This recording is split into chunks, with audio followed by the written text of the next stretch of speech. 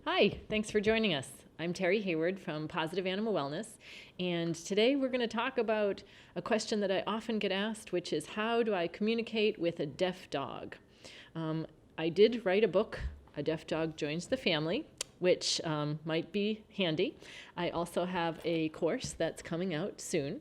But just to give you kind of some of the basics, I came up with an acronym which is CALM, and it stands for Communication, Attention, Lima, and Management. So I'm going to explain what those mean.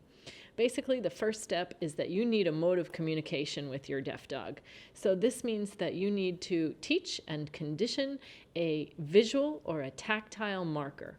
A marker, which I'm going to talk a little bit more in depth about in another video, explains to the dog that the thing that they just did is the thing that has now earned them access to something that they find reinforcing.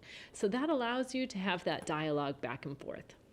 So the next part is attention, because if a deaf dog isn't looking at you, certainly there's tactile to be considered and as an option, but if a deaf dog isn't looking at you, they can't hear you.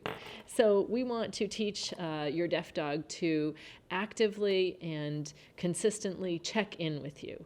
We want to make that behavior we want to make that behavior of them looking back at you something that they do often, something that's a default, and something that, again, they find reinforcing. The third component I mentioned is LIMA, which stands for least invasive, minimally aversive. And this means that we want to use positive reinforcement techniques to communicate with your deaf dog.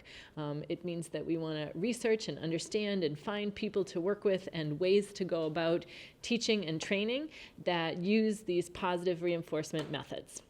And finally, management. And this is an important component when we're using any type of teaching or training, because we want to set up the learner for success.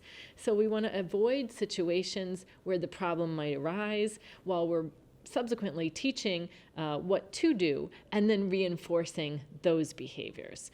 So if we can use our acronym of CALM, communication, attention, LIMA, and management, we can certainly have effective communication with our deaf dogs. Thanks for joining us.